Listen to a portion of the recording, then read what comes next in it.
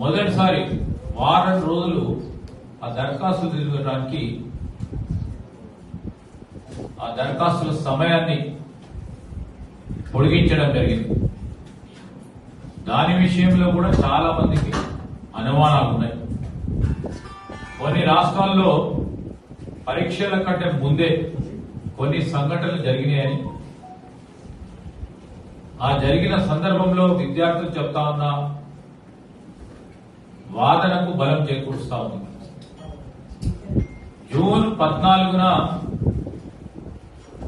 ఫలితాలు వెల్లడించాల్సిన అవసరం ఉండేది.